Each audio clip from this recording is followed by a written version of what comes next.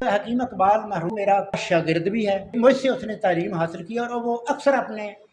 Vlog میں یہی کہتا ہے کہ میاں صاحب جو ہیں وہ میرے باپ کی جگہ۔ الحمدللہ وہ میرا شاگرد ہے۔ حکیم شہباز صاحب کی جو تشخیص ہے وہ میں نے آج خود اپنی آنکھوں سے بالکل حقیقت اور 100% پایا۔ یہ میں اسے تسلیم کرتا ہوں۔ یہ بلوچستان سے، سندھ سے، کے پی سے، کراچی سے جتنے بھی یہ مریض آئے ہیں میں نے خود دیکھا ہے، جو انہوں نے ایسے ہاتھ صرف 2-3 سیکنڈ میں ہاتھ دیکھ کر بتایا ہے ان لوگوں نے وہی تسلیم کیا، اور جب میں نے بھی ان کی نبض دیکھی تو وہی چیز تھی۔ میں ان سے 100% نہیں 110% متفق ہوں۔ میں نے ان کا فارما کوپی ہے وہ بھی دیکھا ہے، اور میں نوجوان حکیموں سے یہی اپیل کروں گا کہ وہ بھی سیکھیں۔ میں شہباز صاحب کو اپنی توقع سے زیادہ قابل پایا، اچھا پایا۔ بسم اللہ الرحمن الرحیم۔ پیارے بھائی اور بہنوں، السلام علیکم ورحمۃ اللہ وبرکاتہ۔ امید ہے کہ آپ سب خیریت سے ہوں گے۔ میں ہوں آپ کا میزبان حکیم شہباز حسین نوان، اور آپ اس وقت دیکھ رہے ہیں Hakim Shahbaz herbal T V on YouTube. پیارے بھائی اور بہنوں، بہت سارے دوستوں کی طرف سے، اطباء کرام کی طرف سے بھی، اور انڈیا سے بہت سارے طالب علموں کی طرف سے جو کہ وہاں طب کی پریکٹس کر رہے ہیں، قانون مفرد اعضاء کی پریکٹس کر رہے ہیں، کچھ ہم سے بھی جڑے ہوئے ہیں، اور اصل کرشماتی نظام تشخیص طب جو ہے اس کو بھی درجہ بدرجہ سیکھ رہے ہیں، ان سب کی طرف سے کافی دنوں سے یہ میسیج آ رہے تھے کہ مزاج جو ہے اس کے بارے میں وضاحت کریں کہ مزاج جب بدلتا ہے تو کیا ہم نے دوائی تبدیل کر دینی ہے؟ چند دن پہلے واٹس ایپ پہ ایک بھائی ہیں، شاید پاکستان سے طبیب ہیں، انہوں نے میری کتاب گائیڈ قانون مفرد اعضاء کے مختلف کلیے جو ہیں، یہ میں نے 1996 میں پیش کیے تھے کہ اس طریقے سے آپ علاج معالجہ کریں تو آپ قانون مفرد اعضاء کے مطابق بہت اچھے جو ہیں وہ کامیاب معالج بن سکتے ہیں۔ اس کے بعد آپ نے دیکھا ہوگا کہ بہت سارے اور طبیبوں نے بھی یہ کلیے بیان کیے۔ میرے استاد محترم جناب حکیم رانا افتخار احمد صاحب ظفروال والے، اللہ تعالیٰ ان کو غریق رحمت کرے، بہت ہی نیک اور بھلے آدمی تھے۔ انہوں نے بھی اپنی کتاب شمس التشخیص والعلاج میں ان کلیوں کو جو ہے وہ بیان کیا، لیکن انہوں نے اپنے طریقے سے بیان کیا، پھر ہم نے جو ان سے سیکھا وہ اپنے طریقے سے بیان کر دیا۔ تو اب پاکستان سے اور بیرونی ممالک سے جہاں سے بھی کوئی میسج اس حوالے سے آیا ہوا ہے، میں نے انفرادی طور پر اس کا کوئی جواب نہیں دیا، کیونکہ دیکھیں میں بہت مصروف ہوتا ہوں، میری تقریباً جو روزانہ کی مصروفیت ہے وہ 18 گھنٹے ہوتی ہے۔ تو اب میں اگر ایک ایک بندے کو جواب دینے لگوں تو میرے پاس تو اتنا ٹائم نہیں ہوتا، تو میں نے سوچا کہ ایک ویڈیو بنا دیتا ہوں تاکہ اس سے سارے فائدہ اٹھائیں۔ تو اب آتے ہیں اس بات کی طرف کہ قانون مفرد اعضاء میں یا قانون مفرد اعضاء کے علاوہ بھی طب یونانی کے مطابق یا طب نبوی صلی اللہ علیہ وسلم کے مطابق، یا آپ کسی بھی طریقہ ہائے علاج کے مطابق علاج کر رہے ہیں، چائنیز کر رہے ہیں، ہومیوپیتھک کر رہے ہیں، ایلوپیتھک کر رہے ہیں، یا کوئی بھی آپ آیورویدک کر رہے ہیں، کسی بھی طب سے آپ استفادہ کر رہے ہیں، تو جب مریض کو فائدہ ہو، جب آپ مریض کو دوا دیں گے، غذا دیں گے، اگر اس سے مریض کا مزاج تبدیل ہونا شروع ہوا تو مریض کو فائدہ شروع ہو جائے گا۔ بعض صورتوں میں ایسے ہوتا ہے کہ مسئلہ زیادہ ہوتا ہے، مرض کا طول اور عرض جو ہوتا ہے وہ زیادہ ہوتا ہے، پھر اس کو کچھ عرصہ ادویات استعمال کروانی پڑتی ہے، یا پھر اس کی جو یہ روٹین ہے نا، مثال کے طور پہ محرک سے لے کے تریاق تک حضرت صابر ملتانی رحمۃ اللہ علیہ گئے ہیں، تو اس میں آپ دیکھیں انہوں نے محرک بھی کیا ہے، اس کو محرک شدید کیا ہے، ملین کیا ہے، اکثیر کیا ہے، مسل کیا ہے، انہوں نے اسی میں پھر آگے جا کے تریاک ادویات بھی دی ہیں. تو یہ کس لیے دی ہیں کہ مریض کی جو مرضیاتی کیفیت ہے، اس کا طول اور عرض ہے، اس کو مد نظر رکھ کر ایک طبیب جو ہے، جو معالج ہے، وہ اپنے مریض کا علاج کر سکے. اب ادویات میں دیکھیں معمولی سی ادویات بھی ہوتی ہیں، جیسے معمولی تو شاید خیر کوئی شے نہیں ہوتی. اللہ تعالیٰ نے کوئی چیز جو ہے وہ میں نہیں سمجھتا کہ معمولی بنائی ہو، لیکن یہ ویسے روٹین میں ایسے ہوتا ہے کہ کچھ ملنے والی ادویات جیسے اجوائن دیسی ہے، اب یہ بھی سفرا پیدا کرے گی. اب اس کے مقابلے میں آپ دیکھیں کہ قدرت نے زعفران بھی پیدا کیا ہے، اور آخر میں اس سے آگے جا کے سونا بھی ہے،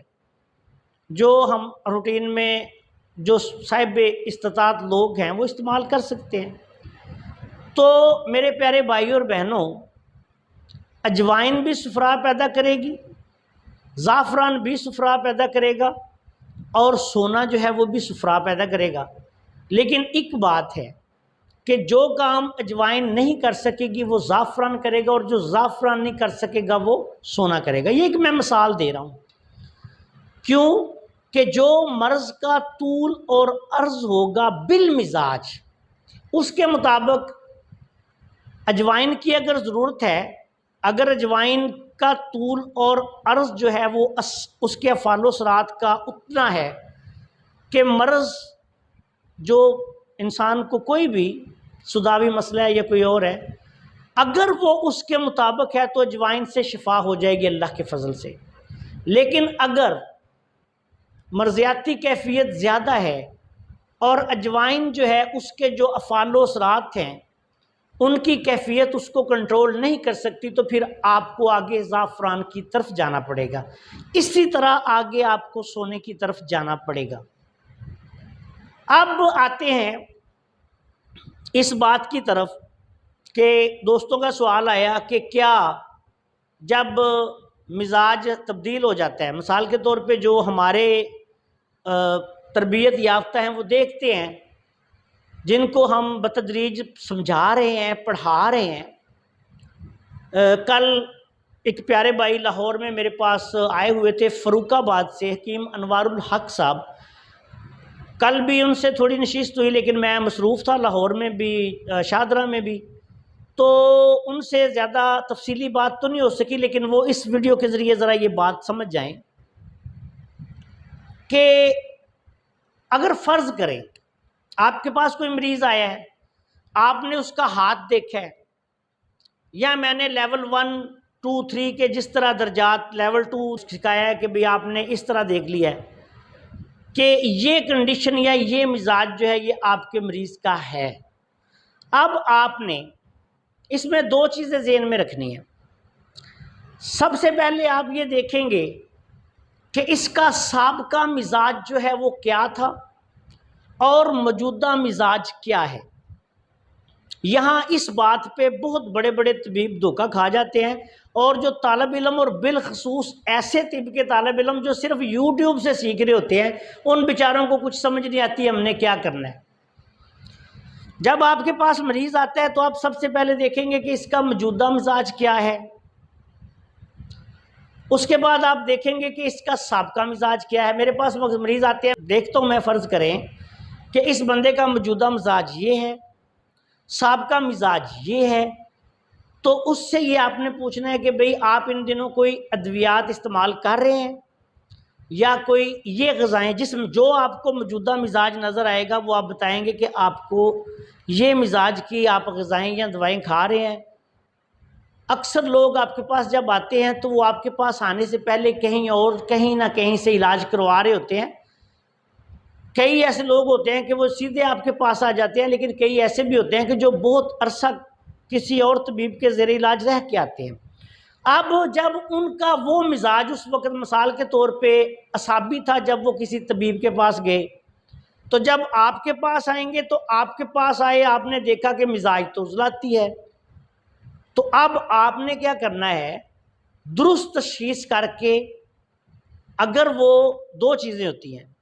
میرے پاس جو لوگ آتے ہیں وہ جانتے ہیں کہ میں جب میرے پاس کوئی مریض آتا ہے میں ان سے پوچھتا ہوں کہ آپ کو یہ مسائل ہیں، آپ یہ کوئی دوائی کھا رہے ہیں تو آپ کو اس سے فائدہ ہے؟ اگر مجھے مریض کہہ دیتے ہیں جی کہ ہم فلاں حکیم صاحب کی دوائی کھا رہے ہیں اور ہمیں اس سے فائدہ ہے، تو میں نے کبھی اس مریض کو یہ نہیں کہا کہ ہم سے دوائی لو. میں اسے ہمیشہ یہ کہتا ہوں کہ میرے پیارے بھائی آپ اسی طبیب کے پاس جاؤ، جو دوائی وہ دے رہے ہیں وہ آپ کھائیں، اس سے آپ کو فائدہ ہو رہا ہے اس کو نہ چھوڑیں. مہینہ 2 مہینہ 3 مہینے لگیں گے، آپ اللہ کے فضل سے شفا یاب ہو جائیں گے. لیکن اگر وہ مریض کہتا ہے کہ جی مجھے تو آرام نہیں آ رہا، میں 3 ماہ 4 ماہ سے علاج کروا رہا ہوں، پھر آپ دیکھیں کہ اس کا اس وقت مزاج کیا ہے، سابقہ مزاج کیا تھا. اگر وہ مثال کے طور پہ اعصابی مزاج تھا، 2-3 ماہ علاج کروایا، تھوڑا سا عضلاتی مزاج کا اس کو فائدہ ہو گیا تھوڑا، لیکن پھر وہ بیمار ہے، ابھی ٹھیک نہیں ہو رہا، تو اب آپ کے پاس آ گیا تو آپ نے یہ نہیں کرنا کہ اس کے ان سارے مزاجوں کو چھوڑ دینا ہے، بلکہ آپ نے اس کے عضلاتی مزاج کو ہی آگے بڑھانا ہے. عضلاتی سابی کریں، عضلاتی غدی کریں، عضلاتی سابی، عضلاتی غدی، غدی عضلاتی ملا کر کریں. یہ ایک بہت بڑا یعنی تجربے والا کام ہوتا ہے کہ مریض کی کیفیت جو ہے وہ کیا ہے اور اس کے مطابق آپ نے آگے کون سا مزاج نکالنا ہے. ایک اور بات اس سلسلے میں کہ سوال آیا ہے کہ جی اگر مریض اعصابی ہے، ہم نے اس کو عضلاتی دوائی دے دی، اب عضلاتی دوائی دینے سے، یہ ایک طبیب ہے انہوں نے مجھے سوال بھیجا ہے، وہ بندہ جو ہے وہ ٹھیک ہو رہا ہے، اس کو 15-20 دن میں فائدہ ہو گیا، تو اب کیا ہم اس کو آگے لے کے چلے جائیں؟ میرے پیارے بھائی نہیں، آپ نے اس کو آگے لے کے نہیں جانا. یہ بات میں نے اپنی کتاب میں بھی لکھی ہے. میں نے بہت سارے تجربات و مشاہدات کے بعد یہ دیکھا کہ جس دوائی سے کسی مریض کو فائدہ ہو، وہ دوائی اگر آپ بدل دیں یا وہ ترکیب بدل دیں تو یقین کریں کہ وہ فائدہ ختم ہو جاتا ہے اور بندہ اسی جگہ پہ آ جاتا ہے دوبارہ. بہت عرصے بعد میں نے جناب حکیم اجمل خان صاحب دہلوی رحمۃ اللہ علیہ، جو کہ طب یونانی کے بے تاج بادشاہ گزرے ہیں، اور ان کے 2 شاگرد گرانوں کا مجھے شاگرد ہونے کا فخر حاصل ہے اللہ کے فضل و کرم سے. اس میں میری کوئی اوقات نہیں، خوبی قسمت سے جو میں نے طب کی بالکل بنیادی تعلیم حاصل کی وہ بھی حکیم اجمل خان صاحب دہلوی رحمۃ اللہ علیہ کے پوتا شاگرد جناب حکیم مولوی محمد زمان ہزاروی صاحب سے حاصل کی، جو میرے دادا جان کے دوست تھے اور ہمارے اس علاقے سودرا تلواڑہ کے بہت بڑے طبیب، عالم دین اور رجسٹرڈ طبیب اور آیورویدک اور کشتہ سازی کے ماہر تھے، جن کا پورے پاکستان میں اس وقت کوئی جوڑ نہیں تھا. انہوں نے مجھے طب کی تعلیم دی اور انہوں نے مجھے فن کشتہ سازی سکھایا. تو انہی کے حوالے سے مجھے حکیم اجمل خان صاحب دہلوی رحمۃ اللہ علیہ کی بہت ساری چیزیں ملی. تو میں ایک کتاب پڑھ رہا تھا حکیم اجمل خان صاحب دہلوی رحمۃ اللہ علیہ کے فرمودات، تو اس میں انہوں نے بھی یہ بات لکھی ہوئی تھی کہ جس دوائی سے، جس ترکیب سے آپ علاج کر رہے ہیں، کسی مریض کو آپ کے ہاتھوں سے فائدہ ہو گیا ہے، تو آپ نے اس کو تبدیل نہیں کرنا، بلکہ اسی کو جاری رکھیں، انشاءاللہ مریض شفا یاب ہو جائے گا. اب ہوتا گیا ہے، مثال کے طور پہ آپ کے پاس مریض آیا ہے، فرض کریں آپ یہ دیکھتے ہیں کہ اس کی اعصابی لکیریں جو ہیں وہ بہت زیادہ ہیں. اب جب اعصابی لکیریں آپ دیکھتے ہیں، آپ کے پاس آ گیا مریض، اب آپ نے اعصابی لکیریں دیکھی، یہ تو بہت زیادہ ہیں جی، مکمل طور پہ اعصابی مریض ہے. لیول 1 بھی دیکھا، اس کے بعد آپ نے لیول 2 پہ بھی اس کو دیکھ لیا، لیول 3 پہ بھی دیکھ لیا، کنفرم ہو گیا کہ یہ تو 100% اعصابی مریض ہے. اب آپ نے کیا کرنا ہے کہ آپ نے اس کو عضلاتی سابی، عضلاتی غدی، غدی عضلاتی تک 3 دوائیں آپ دے سکتے ہیں، اور یہ اصول علاج میں سے ہیں. یہ قطن جو ہے یہ علاج بالضد کے عین مطابق ہے، علاج بالضد کی ضد نہیں ہے، اور یہ طبی اصول و ضوابط جو ہیں ان کے عین مطابق ہے کہ آپ اعصابی مزاج میں، بلغمی مزاج میں عضلاتی اعصابی، عضلاتی غدی، غدی عضلاتی تک ادویات ملا کر دے سکتے ہیں۔ اب ان تینوں مزاجوں کو جب آپ ملائیں گے تو ان میں سے ایک مزاج نکلے گا جو خشک گرم ہوگا۔ کسی بھی طریقے سے کوئی بڑے سے بڑا ماہر فن جو ہے وہ بھی اس کو چیلنج نہیں کر سکے گا کہ آپ نے غلط کیا، صرف وہ کوئی بیوقوف اور احمق المقام جو اپنے تئیں خود یقین بنا ہوا ہے، نہ اس نے کوئی تعلیم حاصل کی، نہ کسی درسگاہ سے وہ فارغ التحصیل ہے، نہ کسی طبیب کا بچہ ہے،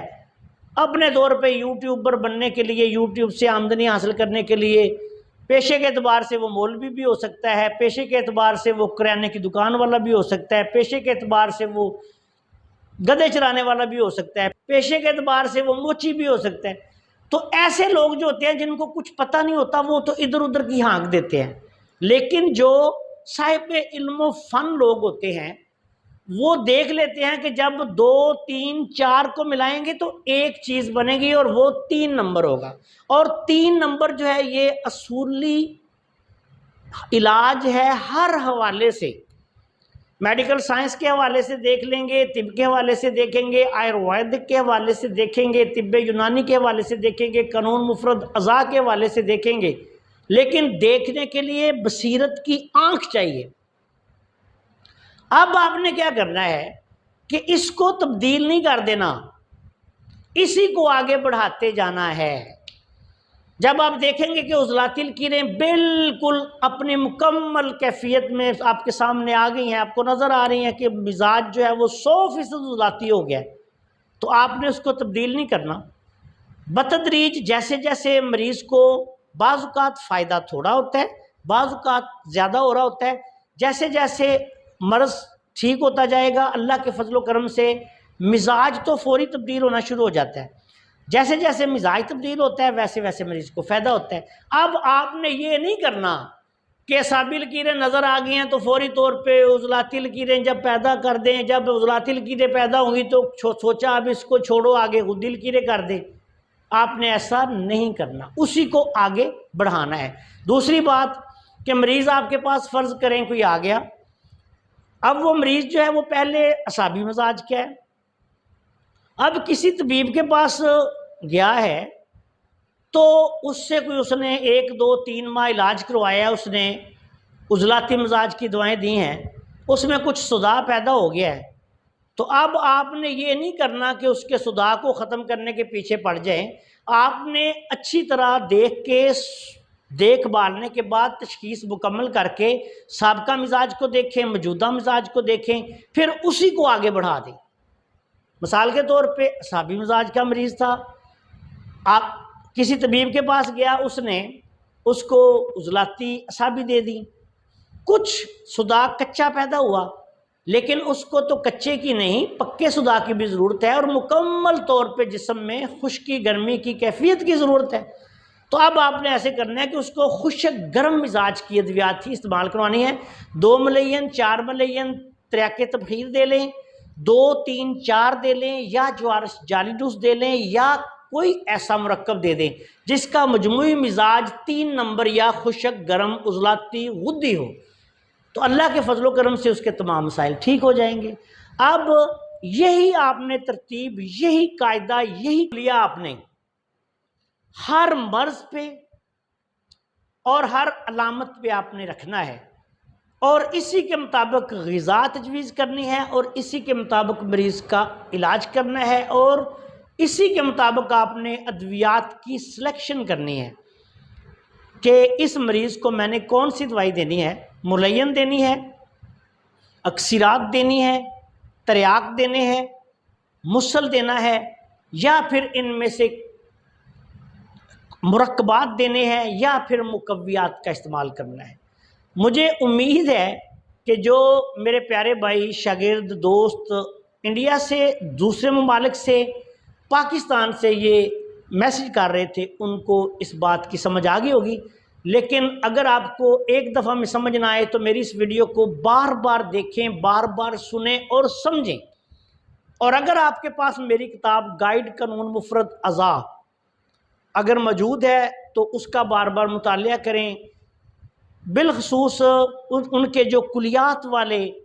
باب کا جو ہے وہ ضرور مطالعہ کریں. جو میں نے کلیے بیان کی ہیں ان کی بات کر رہا ہوں. تو اگر آپ کے پاس میری کتاب موجود نہیں تو گوگل سے یا کسی اور طبی ویب سائٹس وغیرہ پہ وہ کتابیں پڑھی ہیں، وہاں سے آپ ڈاؤن لوڈ کر لیں، اس کو بھی آپ پڑھیں اور میری ان ویڈیوز کو بھی بار بار دیکھیں، پھر آپ کو سمجھ آ جائے گی. السلام علیکم ورحمۃ اللہ وبرکاتہ.